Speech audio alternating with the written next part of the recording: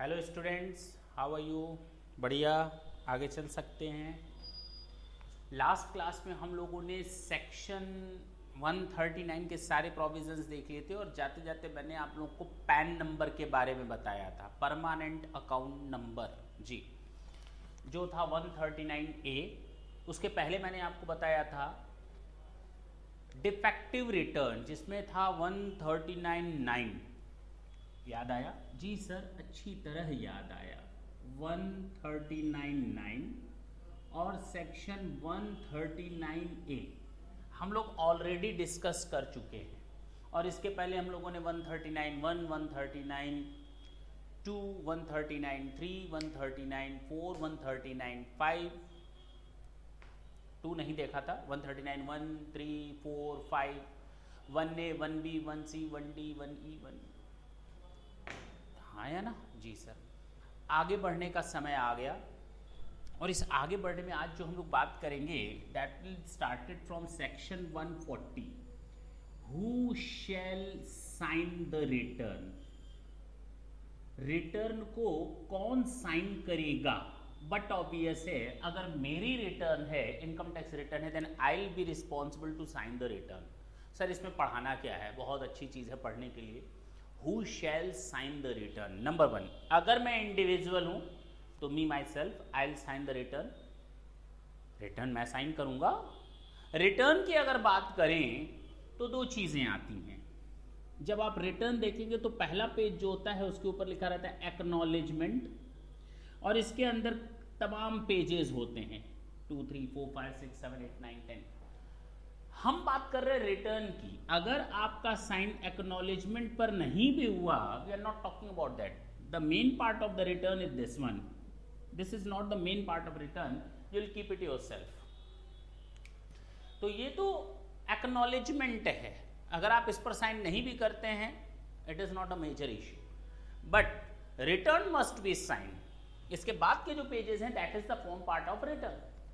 जी sir, उस पे sign होना जरूरी है जी। आगे चलें तो who shall sign the return? अगर मैं इंडिविजुअल हूं तो मैं खुद साइन करूंगा, लेकिन अगर मैं हिंदुस्तान में नहीं हूं तो मेरे द्वारा कोई भी बंदा जिसको मैंने पावर ऑफ अटॉर्नी दी है साइन करने के लिए, वो साइन करेगा। अगर मैं साइन करने लायक नहीं हूं, हिंदुस्तान में ही हूं, बाहर नहीं गया हूं, साइन करने लायक नहीं हूं, तो उस केस में कोई भी ऐसा बंदा जिसको मैंने पावर ऑफ अटॉर्नी दे रखी है। अच्छा सर, एचयूएफ के केस में कर्ता करेगा। अगर कर्ता इस लायक नहीं है या कर्ता हिंदुस्तान में अवेलेबल नहीं है, तो कोई भी मेंबर कर सकता है फैमिली का जो एडल्ट हो। और अगर पूरी एचयूएफ फैमिली ही आउटसाइड इंडिया गई हुई है, घूमने गई है, या इस लायक नहीं है वो कि साइन कर सके, then in that case the person to whom a power of attorney has been given. जी सर, तो इसमें भी कोई दिक्कत नहीं है। लोकल अथॉरिटी के केस में प्रिंसिपल ऑफिसर, पॉलिटिकल पार्टी के केस में chief executive officer, political party के केस में चीफ एग्जीक्यूटिव ऑफिसर, और लोकल अथॉरिटी के केस में प्रिंसिपल ऑफिसर, फर्म के केस में सर मत बताइए मैनेजिंग पार्टनर, और अगर फर्म में मैनेजिंग पार्टनर ना हो तो कोई भी पार्टनर, कंपनी मैनेजिंग डायरेक्टर, अगर कोई मैनेजिंग डायरेक्टर ना हो तो कोई भी डायरेक्टर।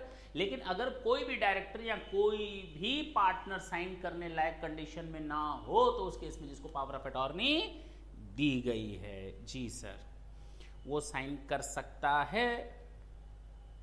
एओपी बीओआई कोई भी मेंबर कर सकता है, बाकी सब मैंने बता दिया। लिक्विडेटिंग कंपनी के केस में लिक्विडेटर कर सकता है, दैट्स इट। ये वो पर्सन्स हैं जिनका रिटर्न पर साइन होना जरूरी है। That is over. अब जो हम लोग बात करने जाएंगे असेसमेंट प्रोसीजर में, that is the most most most most important topic जिसके लिए आप लोग यहाँ पर हैं, और वो है असेसमेंट प्रोसीजर। जब मैंने चैप्टर स्टार्ट किया था तो मैंने कहा था this chapter is to be bifurcated into 2 part. The first part relates to return of income and the second part relates to the assessment procedure. Only by filing the return of income our assessment is not full and final. Now the assessment procedure will start. Till now we were filing the return of income. It means we were just showing that this is our income. हम कर क्या रहे थे कि हमने government को बताया, लिखित में बताया, मैं कहूँ ये मेरी रिटर्न ऑफ इनकम है तो मैं गवर्नमेंट को लिखित में दे रहा हूँ, कंप्यूटेशन चार्ट को अटैच करके 139(9) डिफेक्टिव रिटर्न में मैंने कंप्यूटेशन चार्ट के बारे में आपको बताया था। ये मेरी रिटर्न है, इसके साथ मैंने एक पेज अटैच किया, अनेक्स किया, उसमें हम लोग कंप्यूट करते हैं इनकम कि आप जो रिटर्न भरने जा रहे हैं इतने रुपए की, 5 लाख, 6 लाख, 7 लाख रुपए की जो आप रिटर्न दिखाने जा रहे हैं, how did you get arrived on that particular income, you have to show only by annexing a computation chart. तो computation chart में आप लिखते हैं that this is my income of salary, this is the house property, this is of PGBP, capital gain, other sources, total income, other person income to be included in the part of income part of the SSC, this SSC minus set of carry forward, this is our gross total income, उसमें से हम लोग section 80 की deduction दे देते हैं, taxable income आ जाती है, सारी चीजें हम करते हैं और बाद में लिखते हैं टैक्स, इतने इनकम पर टैक्स आया। टैक्स किस लिए निकाला था, टैक्स निकालने का पर्पस क्या था, what was the main purpose to compute the amount of tax. Only we are just doing the study of taxation to not to compute the tax but also how to file the return of income. The second part, we are not going to do the study of only to the extent that how to file the return of income, but beyond that, how that return of income will be processed further by the income tax department. अब बात समझ में आई। हम लोग को अपनी study को limit नहीं करना है, हमको उस लेवल तक जाना है कि कैसे रिटर्न असेस्ड होंगी और उस असेसमेंट प्रोसीजर का जो रिजल्ट आएगा उसके खिलाफ हम अपील कैसे करेंगे, वो सारी चीजें देखेंगे। ITAT के पास कब जाएंगे, सुप्रीम कोर्ट, हाई कोर्ट में कब जाएंगे, हाँ या ना, जो डिस्प्यूट रिजोल्यूशन कमेटी है उसके पास कैसे जाएंगे, एडवांस रूलिंग में कब जाएंगे, सारी चीजें आएंगी। आपको from the very beginning to the end one तक जानना है, कोई चीज बीच में स्किप नहीं करनी। लेकिन अभी जो है हमने रिटर्न दाखिल कर दी। Now I am the SSC, I am very satisfied that I have fulfilled all the legal compliances, that is over, मेरी छुट्टी हो गई। लेकिन आगे अब असेसमेंट बाकी है। हमने जो रिटर्न्ड इनकम जो मैंने कंप्यूटेशन चार्ट में अपनी रिटर्न्ड इनकम लिखी है और वो रिटर्न इनकम अपनी इनकम टैक्स रिटर्न में शो की है, उस रिटर्न इनकम पर टैक्स कैलकुलेट किया। टैक्स कैलकुलेट करने के बाद अब हम इस अमाउंट ऑफ टैक्स को गवर्नमेंट के अकाउंट में डिपॉजिट करेंगे और वो डिपॉजिट बैंक में होता है, ना कि इनकम टैक्स डिपार्टमेंट में। वो जो रिटर्न की इनकम पर टैक्स लगा है ना, that amount will be deposited in the bank and not in the hands, means not in the physical way to deposit in the income tax department, क्योंकि department इससे कोई कंसर्न नहीं रखता, वो कैश का डीलिंग नहीं करता, वो सारी की सारी डीलिंग आपसे चेक में करते हैं और जो भी आपको पैसा डिपॉजिट करना है आप सीधे बैंक में डिपॉजिट कर सकते हैं। ठीक है ना जी सर। तो हमें अपना इनकम टैक्स रिटर्न दाखिल करना है, रिटर्न में जा दाखिल करूंगा डिपार्टमेंट में, लेकिन जब मैं रिटर्न दाखिल करूंगा उसके पहले मैं अपनी रिटर्न इनकम पर टैक्स दे दूंगा, मैं खुद टैक्स दे दूंगा। They didn't demand that amount of tax, but I'll deposit it myself. Government ने कहा है मेरे जो टैक्स पेयर्स हैं ना बहुत ईमानदार हैं, वो कभी चोरी नहीं करते टैक्स की, वो कभी टैक्स इवेजन में विश्वास नहीं करते, वो जितना टैक्स जमा कर रहे हैं ना मान लो कि वो सही है। फर्स्ट साइट में ये मान लिया जाएगा कि each and everything is okay and in line, और आपने जो टैक्स जमा किया है वो भी ओके है और उसमें कोई प्रॉब्लम नहीं है, ये गवर्नमेंट भी मान लेती है that our tax payers are the honest one. अगर गवर्नमेंट ये मान लेती है कि हमारे टैक्स पेयर्स ऑनेस्ट हैं तो उसके बाद क्या जांच पड़ताल नहीं होनी चाहिए? होनी चाहिए। अब आपकी उस ऑनेस्टी की जांच होनी चाहिए कि आपने जो रिटर्न जमा की है और उस रिटर्न के भी आप पर जितना टैक्स जमा किया है आपने टैक्स सही जमा किया है, इसकी जांच करेंगे। लेकिन क्या 100% रिटर्न्स को हम प्रोसेस्ड कर सकते हैं क्या? ना बाबा ना। हम कुछ इनकम टैक्स रिटर्न्स को सेलेक्ट करते हैं उनकी पास्ट हिस्ट्री के बेसिस पर या CBDT की गाइडलाइन के हिसाब से, central board of direct tax की गाइडलाइन के हिसाब से, या फिर उनके पास्ट डेटा के हिसाब से हम इनकम टैक्स रिटर्न्स को मतलब असेसिंग ऑफिसर हम सेलेक्ट करते हैं कि किनको नोटिस भेजा जाए। तो पास्ट ट्रैक रिकॉर्ड एसएससी का कैसा है, that does matter. And the second thing, CBDT की जो गाइडलाइंस आती हैं उनके हिसाब से, CBDT mean central board of direct tax, उनके हिसाब से उन इनकम टैक्स रिटर्न्स को निकाला जाता है। तो माना यह जाता है कि out of 100 returns only 4 to 5% returns are to be selected or picked up to send the notice. The rest of the returns will be assumed that they are in line with the law. अच्छा, जब बाकी returns को valid मान लिया, valid means okay मान लिया गया, 95 to 96% returns को ओके मान लिया जाता है, केवल 4 to 5% रिटर्न्स को पिक किया जाता है जिनके पास नोटिस भेजना होता है। जो ये 100% रिटर्न्स गई है ना, हमने जमा की है। मैं एसएससी हूं, थोड़ी देर पहले मैं एसएससी ऑफिसर था, अब मैं एसएससी हूं, अब मैं थ्रू आउट द पूरे चैप्टर में एसएससी रहूंगा, ठीक है ना। आप लोग क्या रहेंगे, आप लोग एसेसिंग ऑफिसर रहेंगे, मैं क्या रहूंगा, एसएससी रहूंगा। और आप लोग कौन सा कैरेक्टर प्ले करेंगे, आप लोग एसेसिंग ऑफिसर का कैरेक्टर प्ले करेंगे। कभी आप कमिश्नर बन जाएंगे, कभी आप चीफ कमिश्नर बन जाएंगे, और कभी आप principal commissioner of income tax बन जाएंगे, और आप लोग खुश रहेंगे। मैं बनूंगा एसएससी। अच्छा, मैंने रिटर्न दाखिल की, मैंने सारे हेड्स ऑफ इनकम लिए, डिडक्शंस ले लिए 80 की, जो टैक्सेबल इनकम आई उस पर मैंने टैक्स दे दिया।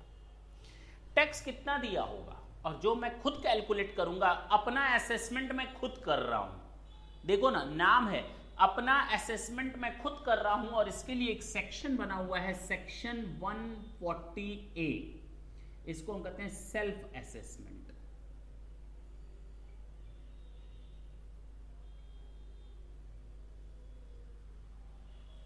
इसे कहते हैं सेल्फ असेसमेंट। ये मेरा असेसमेंट है, ये मैं कर निर्धारण कर रहा हूं, मैंने अपना असेसमेंट खुद किया, इसीलिए इसका नाम पड़ा सेल्फ असेसमेंट। और मैं इसका असेसमेंट कर कैसे रहा हूं, अब जरा उसकी बात कर लेते हैं। कुछ सेक्शंस आएंगे, मैं बोलूंगा 148 की नोटिस, 147 का असेसमेंट, तो आप लोगों के दिमाग की तारें घन घन घन घन घन घन आएंगी, करंट दौड़ेगा, सर आप क्या बात कर रहे हैं। तो क्यों ना पहले हम उन सेक्शंस को एक बार ब्रीफ कर लें, क्योंकि जो हम सेक्शंस आगे बोलने जाएंगे वो आपको बीमार करेंगे।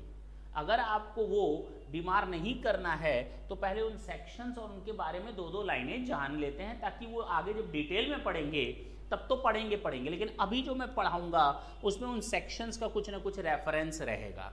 तो better to know about all those reference section. और आप लोगों को घबराने की जरूरत नहीं है, मैंने आपको ये सेक्शंस आपके पास लिख करके दे दिए हैं, और जो इंपॉर्टेंट सेक्शंस हैं वो रेफरेंस के तौर पर हेडिंग दे दी है, कि आपको, ताकि कंफ्यूजन और डिस्टर्बेंस ना हो, आपको बार बार किताब पलटने की जरूरत ना पड़े, आपको ये समझ में आ जाए अगर मैं सेक्शन 147 148 बोल रहा हूँ तो what does it means, that section what state, ये आपको पता चल जाएगा।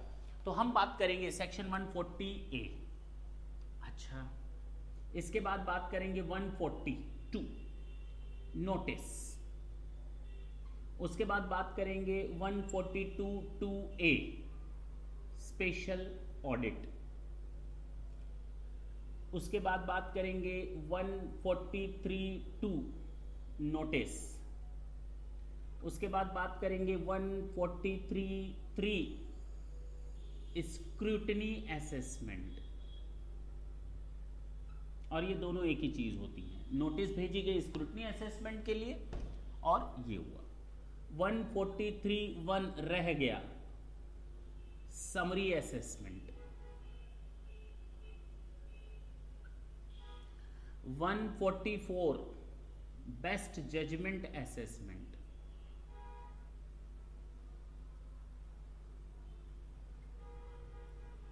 147 इनकम स्केपिंग असेसमेंट,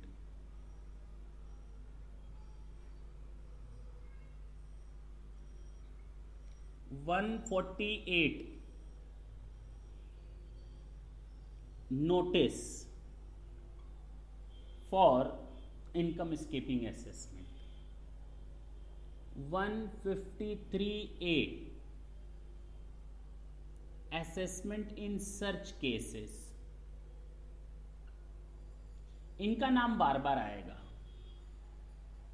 तो हम इनके बारे में अभी जानेंगे, दो दो लाइनें देखते हैं। इसके अलावा आप लोगों को जो जानना है section 90, section 90A, section 91,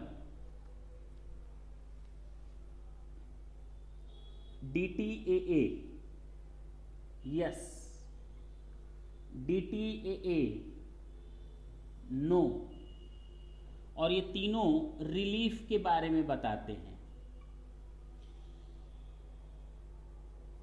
central government, certain associations have an agreement, अभी हम बात करेंगे इन तीनों के बारे में।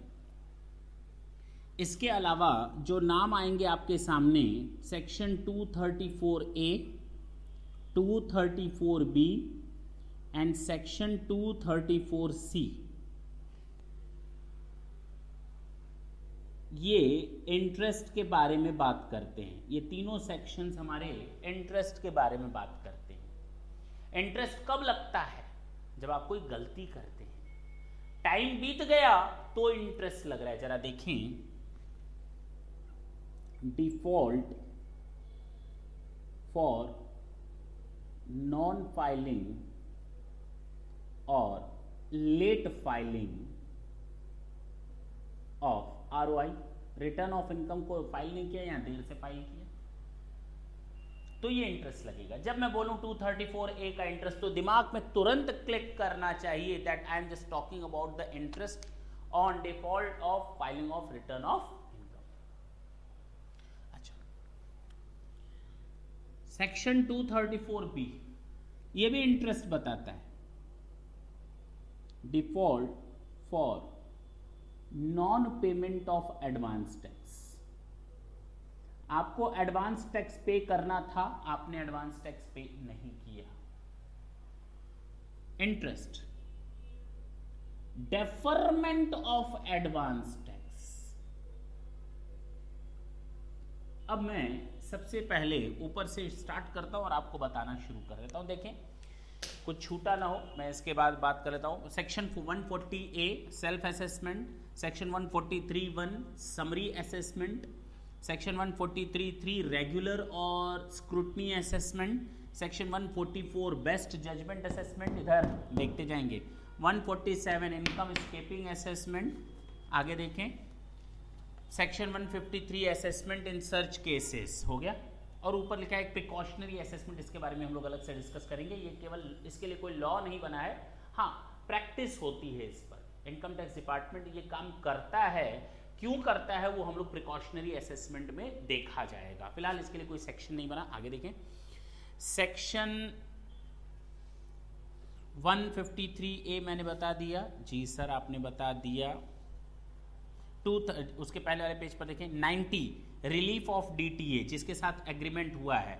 अगर किसी कंट्री के साथ होता क्या है, DTA double taxation avoidance agreement, मैं कोई इनकम विदेश में कमा रहा हूं, मैं कोई इनकम विदेश में कमाऊंगा तो मुझे उस पर हिंदुस्तान में हो सकता है कि टैक्स देना पड़े, और ये भी तो हो सकता है कि विदेश में जहां मैं ये इनकम अर्न कर रहा हूं वो भी हमारे ऊपर टैक्स लगाए।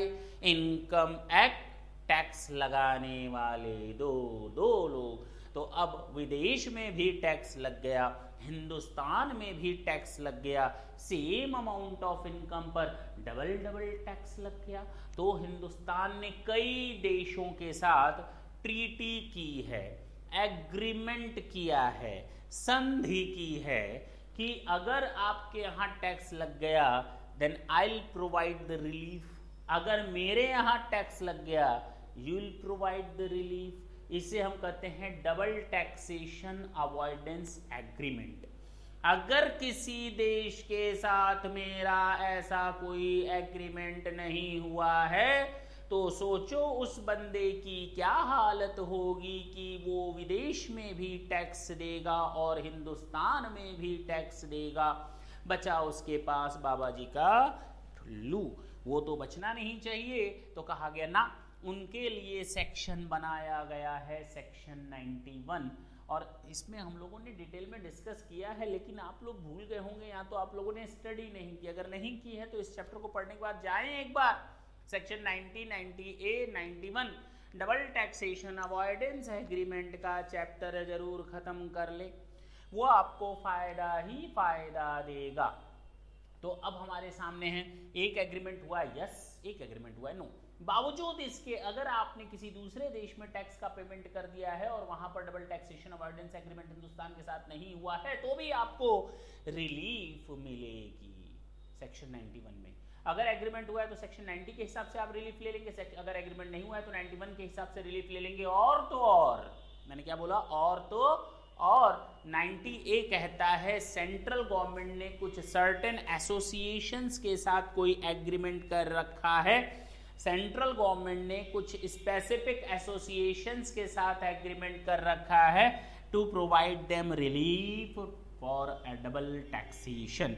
तो adoption by central government of agreement between specified association for double taxation relief, that's it. समझ में आई बात? जी सर, बिल्कुल समझ में आ गई।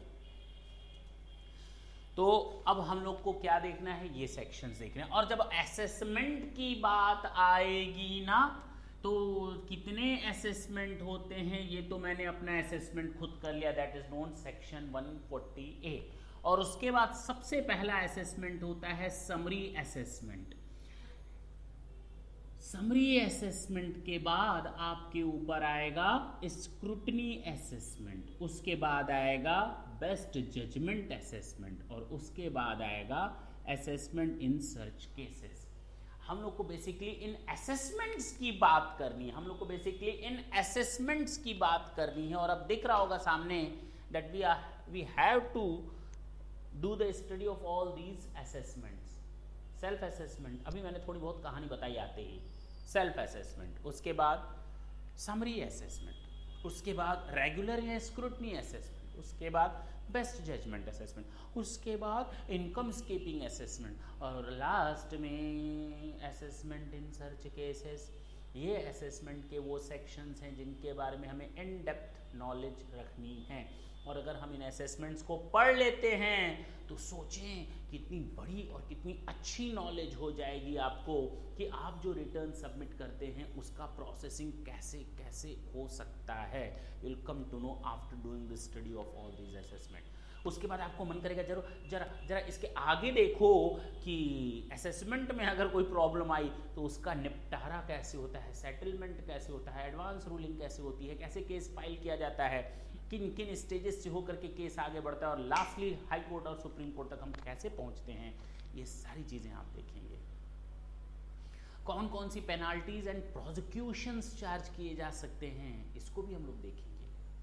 अब बात समझ में आई? इतनी चीजें देखने को बाकी है। अभी तक जितनी भी हम लोग स्टडी कर रहे थे वो सारी थ्योरेटिकल मैटर था, लेकिन अब हम लोग प्रैक्टिकल लाइफ की बात करने आ रहे हैं। प्रैक्टिकल लाइफ में जो होता है, हम रिटर्न जमा करते हैं, उस रिटर्न को सबमिट करते हैं, उसके बाद उस पर जो जो प्रोसेस होंगे वो सारे प्रोसेस की बात करेंगे, जिसमें आज पहला प्रोसेस आपका स्टार्ट हो रहा है सेक्शन 148। और जब इन सेक्शंस का यूज होगा आपके दिमाग में ये सेक्शन सेट होने चाहिए। मैं बार बार बोल रहा हूँ, आपके दिमाग में ये सेक्शन सेट होने चाहिए कि किसके लिए मैं क्या बोल रहा हूँ। मैं अभी इसको रब करने नहीं जा रहा, आपको एग्जाम्पल देता हूँ सेक्शन 140A का, जिसमें वो सेक्शंस यूज होंगे जिनकी बात अब हम करेंगे, और आपको समझ में आएगा इन सेक्शंस का फायदा क्या है। सबसे पहला सेक्शन 140A जो कहता है सेल्फ असेसमेंट।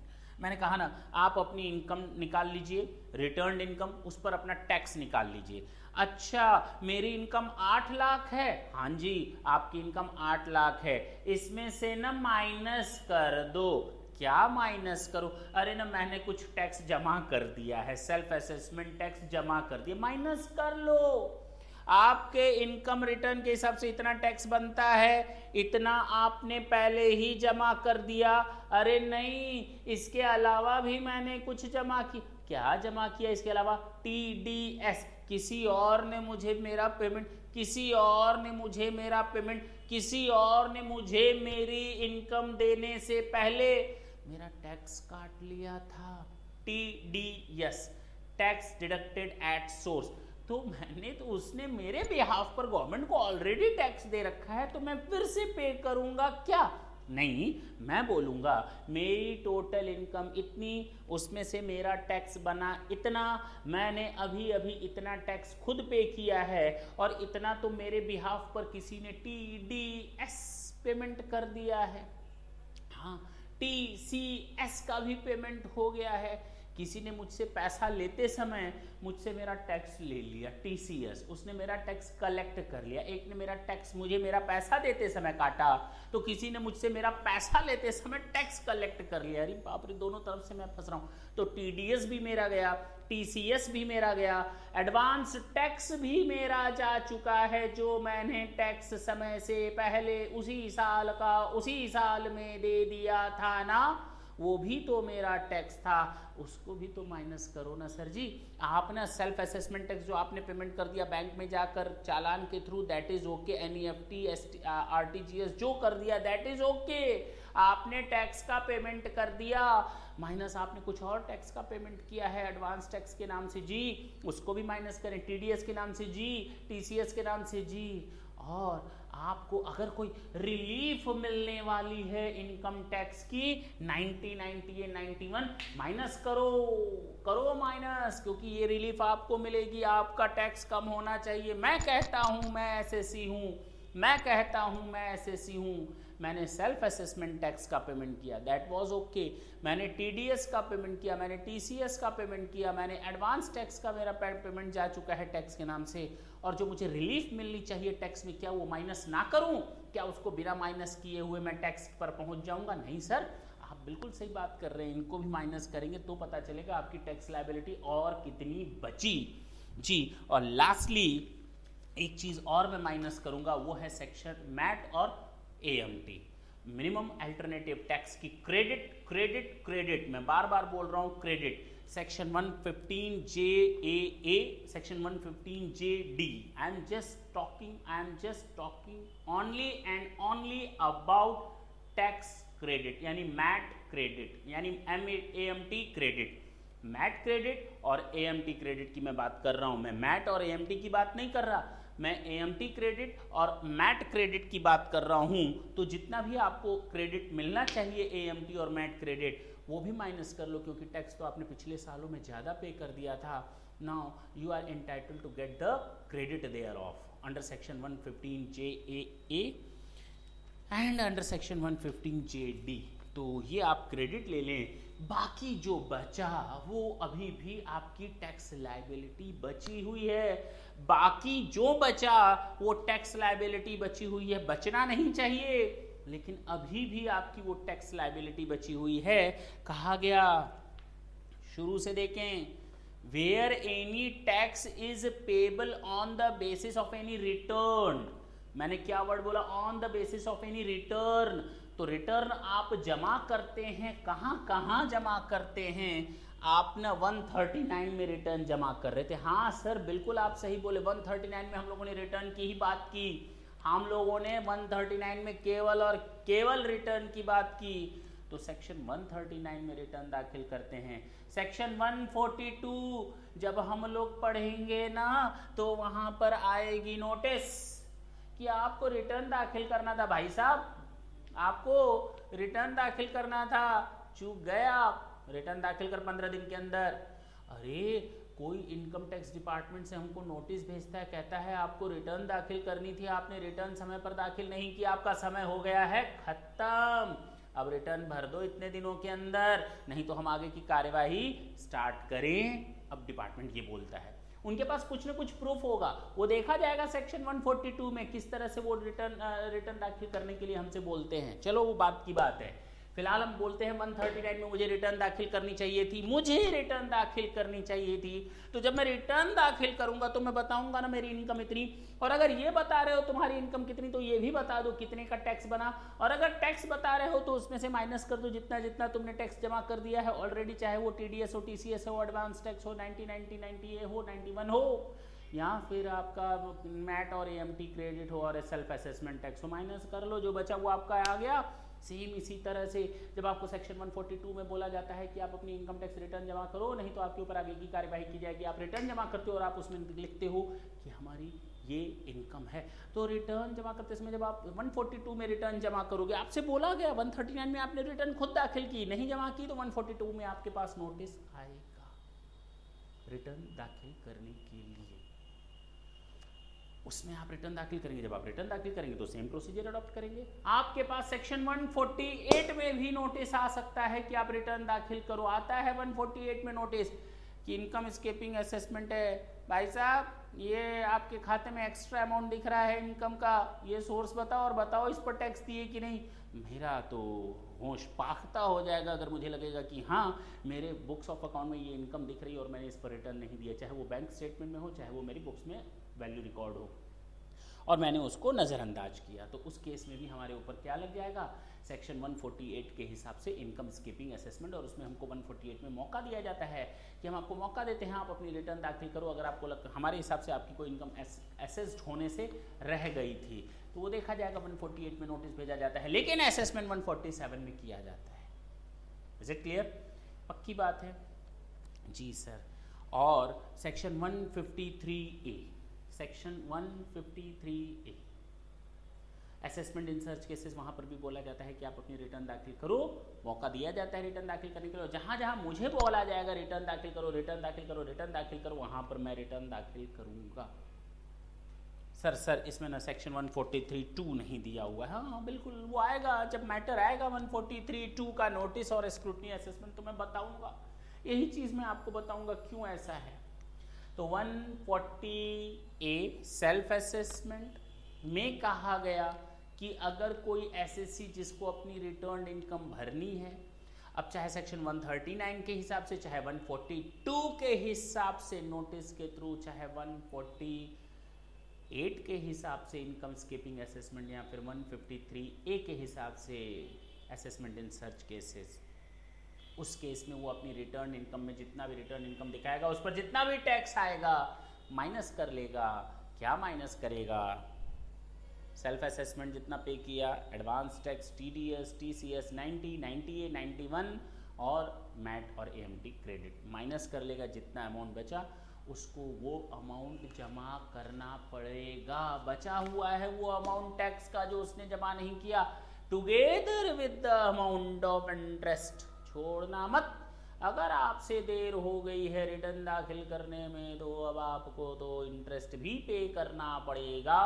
अब चाहे 234A का इंटरेस्ट हो, चाहे 234B का इंटरेस्ट हो, चाहे 234C का इंटरेस्ट हो, जो भी हो वो तो आपको दाखिल करना पड़ेगा। SSC shall be liable to pay such tax together with the interest under section 234A, together with interest under section 234B, and the return shall be accompanied by the proof of payment of such tax and interest। और आपको बताना पड़ेगा जो मैं return दाखिल कर रहा हूं उसके हिसाब से मैंने टैक्स का पेमेंट कर दिया है और उसकी रसीद साथ में लगानी पड़ेगी। ये कहता है सेल्फ असेसमेंट। ये मैंने अपना असेसमेंट खुद कर लिया, मैंने अपना असेसमेंट खुद कर लिया। कितनी सिंपल सी बात थी। और उसमें प्रोविजंस कितने एलिबोरेट किए गए हैं, जरा देखिए कितने प्रोविजंस बनाए गए हैं। बोला गया सेक्शन 140A में, अब समझ में आ रहा है ये सेक्शंस मैंने क्यों कोट किए यहाँ पर, ताकि आपको दिक्कत ना हो। जब भी मैं बोलूँ 139 तो याद आए रिटर्न, जब भी मैं बोलूँ 140A तो इसका मतलब सेल्फ असेसमेंट, जब भी मैं बोलूँ 142 तो notice, 143(3) 143(2) notice, 143(3) scrutiny assessment, 144 self best judgement assessment, 147 income skipping assessment, 148 में notice for doing assessment under section 147, 153A assessment in search cases. ये सारी चीज़ें हम लोग आगे डिटेल में देखेंगे और यही कंप्लीट हो जाता है हमारा असेसमेंट प्रोसीजर अगर हम ये सारी चीज़ें ढंग से देख लें तो। फिलहाल आगे बढ़ सकते हैं, ये ध्यान में रहेगा। अगर नहीं नोट है तो नोट कर ले। आगे बढ़ें।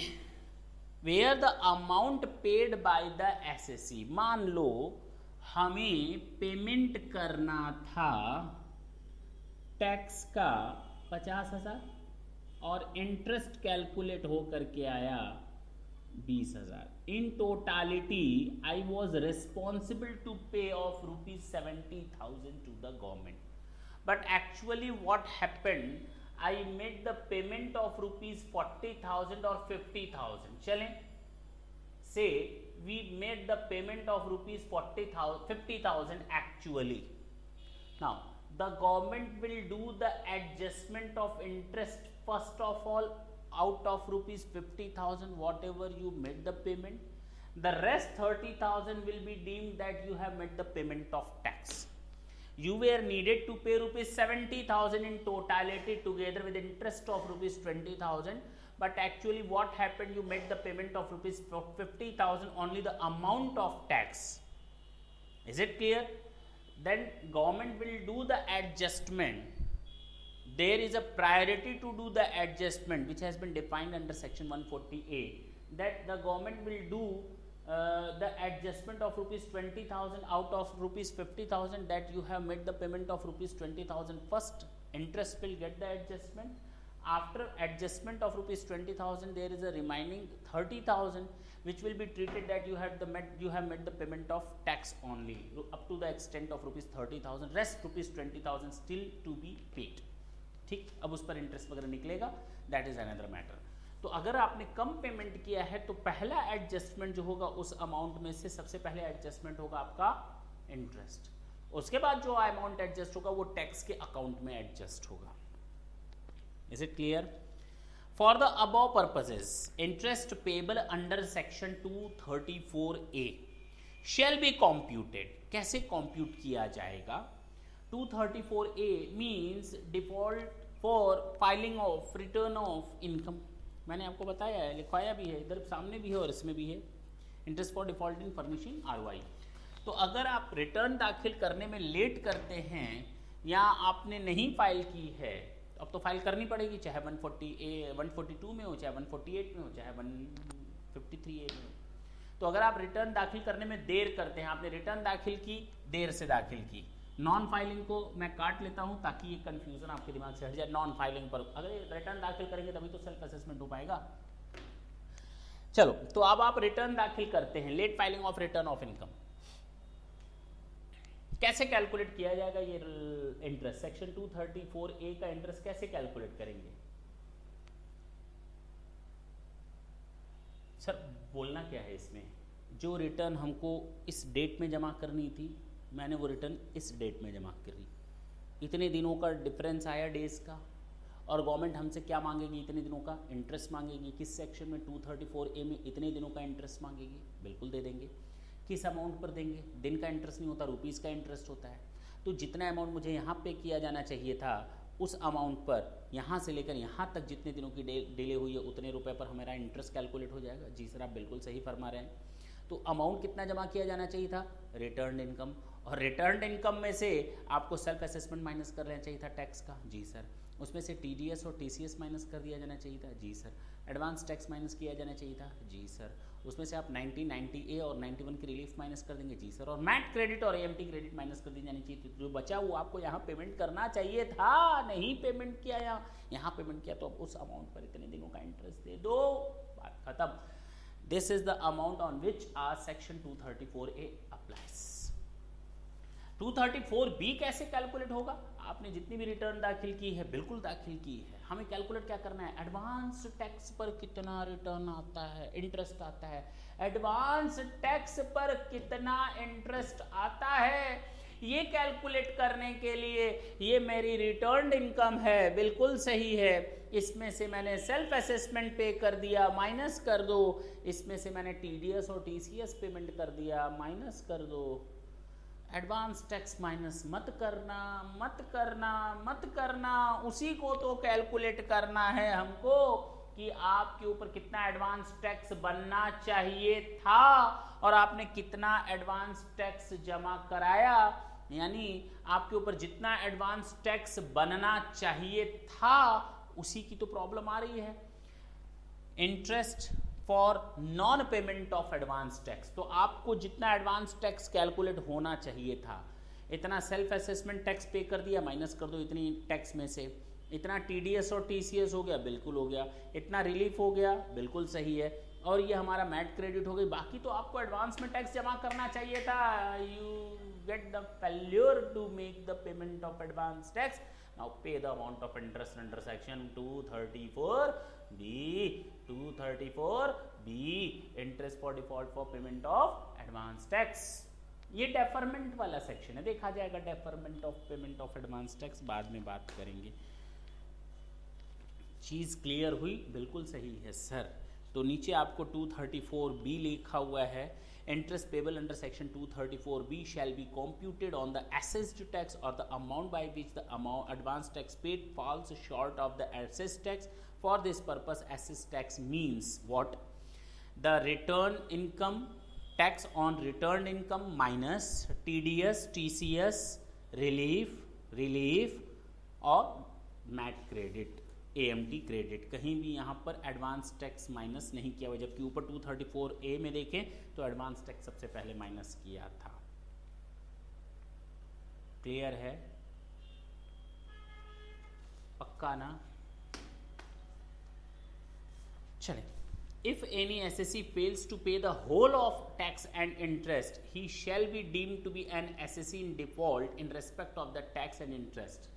अगर कोई बंदा इस तरह के इंटरेस्ट और टैक्स का पेमेंट नहीं कर पाता, if an SSC fails to pay the whole of the tax and interest, अगर पूरा whole of the tax and interest जितना उसके हिसाब से उसकी इनकम टैक्स और इंटरेस्ट बनता है, मेरे हिसाब से मेरा असेसमेंट जितना बनता है उतना मैं इंटरेस्ट और टैक्स ना पे कर पाऊँ, तो मैं तो खुद कहता हूँ मैं डिफॉल्टर हूँ, मैं खुद पे चीज़ को एक्सेप्ट करता हूँ कि आई एम अ डिफॉल्टर। तो उस केस में हमारे ऊपर सेक्शन 220 लगता है, assessee in default, assessee in default. तो अगर कोई एसएससी इंटरेस्ट और टैक्स का पेमेंट करने से चूक कर जाता है अपने ही हिसाब से, तो उसको हम एसएससी इन डिफॉल्ट बोलेंगे, और सेक्शन 220 में फिर इंटरेस्ट वगैरह दिया हुआ है उसका कैलकुलेशन किया जाएगा, एसएससी इन डिफॉल्ट। तो हम आपको अब 5 मिनट का वक्त देते हैं। The most important section that was your section 140A, that was the first section of your assessment procedure. क्या होता है, मुझे लगता है कि आपको ये चीज़ अच्छी तरह समझ में आ गई होगी। हाँ, 5 मिनट दें, एक बार जल्दी इसको रिवीजन कर ले, उसके बाद हम आगे बढ़े सेक्शन 142 इंक्वायरी बिफोर असेसमेंट। जी 5 मिनट खत्म कर लिया? जी सर हो गया। 140A में कोई दिक्कत ना सर। अब हम देखेंगे सेक्शन 142।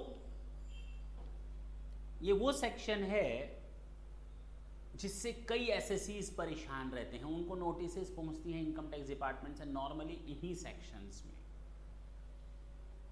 इस सेक्शन में 2 बातें की जाती हैं। पहला, आपने रिटर्न दाखिल नहीं की, बट ऑब्वियस है आपने रिटर्न दाखिल नहीं की आपको दिए गए समय के अंदर। अगर आपके रिटर्न दाखिल करने का समय खत्म हो गया है तो इनकम टैक्स डिपार्टमेंट आपसे कह सकता है कि आप अपनी रिटर्न जमा करें इस समय सीमा के अंदर। इस सेक्शन में बोला जाता है, इस सेक्शन में नोटिस आपको दी जाती है। या कभी कभी इनकम टैक्स डिपार्टमेंट जिसमें आपने अपना रिटर्न दाखिल किया है या आपने रिटर्न दाखिल नहीं किया, तो भी डिपार्टमेंट आपसे मांग सकता है आपके books of account and concerned document, ताकि वो उसके बेसिस पर आपका असेसमेंट कर सके। They are not going to give you any hardship, they are just asking you about the books of account and the document related thereto, so that they can assess the exact income of yours. 2 चीजें, यानी इस section में 2 चीजें हैं। अगर आपने return दाखिल नहीं की थी, समय बीत गया और डिपार्टमेंट को लगता है नहीं आपको आपकी रिटर्न दाखिल की जानी चाहिए थी क्योंकि आपकी इनकम ज्यादा है जिस पर टैक्स लगना चाहिए, then they can issue a notice to you to get an assurance that yes, which type of assessee you are, whether your income is chargeable to tax or not. तो इससे वो जान सकते हैं जब आप रिटर्न दाखिल करेंगे तो वो एश्योरेंस कवर हो जाएगा। दूसरा, आपने रिटर्न दाखिल की, पहला, any SSC who has made a return under section 139, आपने रिटर्न दाखिल की तो आपसे आपके बुक्स ऑफ अकाउंट और डॉक्यूमेंट के बारे में पूछ सकते हैं, वो भी इसी सेक्शन में, इसके सेकंड पार्ट में, कि आप अपने books of account and document को पेश करें हमारे सामने, ताकि हम ये देख सकें कि आपने जो अपनी इनकम टैक्स रिटर्न में इनकम दिखाई है वो आपके बुक्स ऑफ अकाउंट से मैच करती है या नहीं। हम भी तो देखें हमारा एसएससी कितना ऑनेस्ट है। कभी कभी एसएससी की ऑनेस्टी भी तो जांच कर लेनी चाहिए। हमेशा उसको ऑनेस्ट है कितना ऑनेस्ट माने भाई। तो any SSC who has made a return under section 139 और whose case the time allowed under section 139 for furnishing the return has expired। दो चीजें, या तो आपने रिटर्न दाखिल कर दी या आपके रिटर्न दाखिल करने का समय ओवर हो चुका है, दोनों केसेस हैं। Then for the purpose of making an assessment, तो आपका असेसमेंट करने के लिए असेसिंग ऑफिसर आपके ऊपर एक नोटिस सर्व कर सकता है टू फर्निश अ रिटर्न, एक रिटर्न भरिए अगर आपने रिटर्न दाखिल नहीं की थी तो। दूसरा, to produce or cause to be produce such accounts or documents as the assessing officer may require। अगर आपने रिटर्न दाखिल की, अगर आपने रिटर्न दाखिल नहीं की थी तो भी वो आपसे बोल सकता है आप अपनी रिटर्न दाखिल करें और साथ ही साथ बुक्स ऑफ अकाउंट को भी हमारे सामने पेश करें अंडर सेक्शन 42 में। तीसरा, कभी कभी असेसिंग ऑफिसर आपसे कहता है कि आप हमें उन एसेट्स एंड लायबिलिटीज के बारे में जानकारी दें, यानी असेसिंग ऑफिसर हमसे एक और एक्स्ट्रा चीज पूछ सकता है। वो अपने इस नोटिस में बोल सकता है कि हमें उन एसेट्स और लायबिलिटीज के बारे में इंफॉर्म करें जो आपने डिस्क्लोज नहीं की अपने बुक्स ऑफ अकाउंट में, या फिर वो आपकी पर्सनल एसेट्स एंड लायबिलिटीज हैं। यानी ध्यान दें, वो एसेट्स एंड लायबिलिटीज जो आपसे बिलोंग करती हैं बुक्स ऑफ अकाउंट यानी बिजनेस में, और आपने उन एसेट्स एंड लायबिलिटीज को अपने बुक्स ऑफ अकाउंट में शामिल नहीं किया। कभी कभी उन एसेट्स और लायबिलिटीज के बारे में भी डिमांड कर सकता है, क्योंकि उनको शक है कि आपने अपने बिजनेस में कोई एक ऐसी एसेट रखी है जिसको आपने अपने बिजनेस में शो नहीं किया। तो आपसे वो मांग सकता है कि आपके बिजनेस की कौन सी एसेट्स है जिसको आपने अपने बिजनेस में शो नहीं किया, कौन सी ऐसी लायबिलिटी जिसको आपने अपने बिजनेस में शो नहीं किया। इन द सेम वे आपके पर्सनल एसेट्स एंड लायबिलिटीज के बारे में भी वो इंफॉर्मेशन आपसे मांग सकते हैं अंडर सेक्शन 142 में। लेकिन इस तरह की non disclosed assets and liabilities and personal assets and liabilities के बारे में वो तब तक डिमांड नहीं कर सकता आपसे जब तक कि उन्होंने joint commissioner of income tax से प्रायर अप्रूवल ना लिया हो। यानी आपसे non disclosed assets and liabilities और पर्सनल एसेट्स एंड लायबिलिटीज के बारे में असेसिंग ऑफिसर तब तक कॉल नहीं कर सकता, क्वेश्चन रेज नहीं कर सकता, नोटिस सर्व नहीं कर सकता जब तक कि उसने joint commissioner of income tax से परमिशन ना ले ली हो। तो तीन चीजें मैंने सेक्शन 142 में बताई। पहली चीज बहुत ही सिंपल, पहला तो ये कि ये सेक्शन एप्लीकेबल होता है जिन्होंने रिटर्न दाखिल कर दी 139 में, या फिर जिन्हों को रिटर्न दाखिल करनी चाहिए थी 139 में उनका समय बीत चुका है, या जिन्होंने रिटर्न दाखिल ही नहीं की 139 में। और असेसिंग ऑफिसर को लगता है that this is the assessee to whom the return was chargeable to tax under this act, then he can serve a notice to you. In the same way, if you have filed your return of income and the assessing officer just want to know about the assets and if the assessing officer just want to know about the returned income, whether you have returned your income correctly or not, that is in accordance with the books of account or not, then they can ask you for the, they can call you for the books of account or document so that they can assess further. In the same way, if the assessing officer just want to know about the personal assets and liabilities of an assessee and the assets and liabilities which has not been disclosed in the books of account of a businessman or an assessee, then in that case he can serve you a notice, but such type of notices cannot be served until or unless a prior approval of the Joint Commissioner of Income Tax has not been obtained by the assessing officer. That's it. So, however, the previous approval of the Joint Commissioner has to be obtained before requiring the assessee to furnish the statement of all the assets and liabilities not included in the accounts. Further, the assessing officer, अब ये भी एक मजेदार बात देख ले, assessing officer आपसे demand नहीं कर सकता उन बुक्स ऑफ अकाउंट्स को पेश करने के लिए सेक्शन 142 में आपको वो नोटिस नहीं भेज सकता उन प्रीवियस ईयर्स की एसेट्स एंड लायबिलिटीज या इनकम बुक्स ऑफ अकाउंट मांग सकता जो रेलिवेंट प्रीवियस ईयर के 3 साल के ज्यादा पुराने हैं। तो हमारा रेलिवेंट प्रीवियस ईयर है 16-17, इस समय हमारा प्रीवियस ईयर कौन सा चल रहा है 16-17, इसके पीछे के 3 देख लें 15-16, 14-15 एंड 13-14। रेलिवेंट प्रीवियस ईयर के पीछे के 3 साल के अंदर की वो बुक्स ऑफ अकाउंट मांग सकता है, लेकिन 142 में नोटिस सर्व करके इसके पहले के डिमांड नहीं कर सकता। जी सर, ये तो एक फायदा है, आगे घाटा भी है। Further the assessing officer shall not require the production of any accounts relating to a period more than 3 years prior to the previous year. Sir समझ में आ गया। Where the business is carried on in several places, हो सकता है एक assessee इन places पर बिजनेस कर रहा हो और उसका प्रिंसिपल प्लेस ऑफ बिजनेस ये है, ये उसकी ब्रांच हैं, यूनिट्स हैं जहां से वो अपना बिजनेस करता है, लेकिन प्रिंसिपल प्लेस ऑफ बिजनेस ये है। अब हिंदुस्तान या विदेश में मैंने कहा फॉरेन में उसकी ये ब्रांचेस हैं, ये इंडिया के अदर प्लेसेस में है, ये भी इंडिया के अदर प्लेस में है, और ये प्रिंसिपल प्लेस ऑफ बिजनेस है।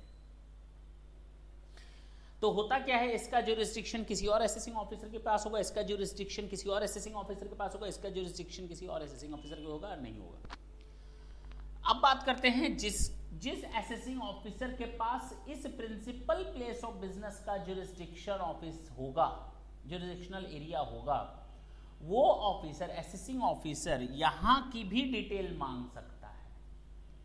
यहां के लोग यहां के डिटेल नहीं मांग सकते, लेकिन यहां का जो असेसिंग ऑफिसर होगा वो बाकी प्लेसेस के लिए भी उनकी डिटेल कॉल कर सकता है। Where the business is carried on in several places, the assessment of the total profit must be made by the assessing officer having jurisdiction at the principal place of business. हम इसकी बात कर रहे हैं, जिस असेसिंग ऑफिसर का jurisdictional इस principal place of business पर होगा, he can call for the accounts pertaining to any branch office even if independent inquiry है ऑलरेडी बीन मेड। हो सकता है इसकी जांच पड़ताल पहले हो गई हो बाकियों की, बावजूद उसके जिसका ज्यूरिसडिक्शन इस प्रिंसिपल प्लेस पर होगा वो बाकियों के से डिमांड ही कर सकता है बाकी चीजों का।